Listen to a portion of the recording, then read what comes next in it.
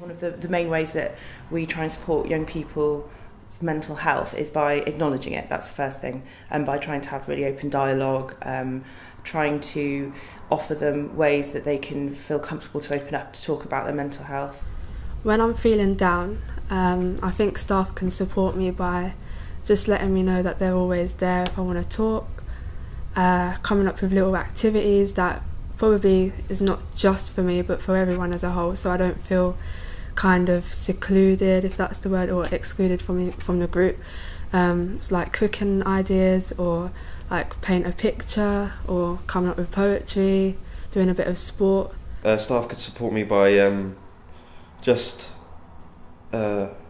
spending a little time with me and talking to me about what it is I have, or what it is, the mental health that I have. It literally comes down to support.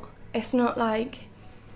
And people take support in different ways. Everyone needs it differently. Like, my support is honestly just being able to rant to someone, is just being able to talk to them and having someone there to listen. But it can be in other ways. I mean, like, it's just support.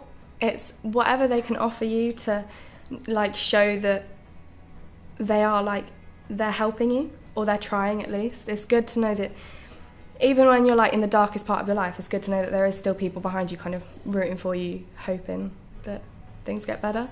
It's nice just having that. As a worker, I can help support a young person's mental health by creating conversations with them around mental health, creating a safe space where they can talk openly about mental health, and where they can talk not just with me but with their peers, create a peer support platform in which young people are able to discuss their experiences, share tips, share ideas, and create a comfortable environment in which mental health becomes less of a taboo. I don't know if you noticed on my desk, but there's a big huge fishbowl full of sweets and lollies, and it's kind of like a tool for opening up conversation. So the bowl would be, if you want a sweetie, then you've got to tell me something good. And when we first introduced it, the young people were standing there for ages going, oh, I don't think I've got anything good to say, oh, I've had a really bad day. And so that's a way for us to sort of open up for them to discuss how they're feeling. And of course everyone can find something good to say about what's going on for them or how they're feeling, but sometimes it just takes a little bit of a push in the right direction. We try to encourage young people to eat together, so they'll sit down and have communal meals together once a week, and talk about stuff, things that come up, so it's not particularly structured.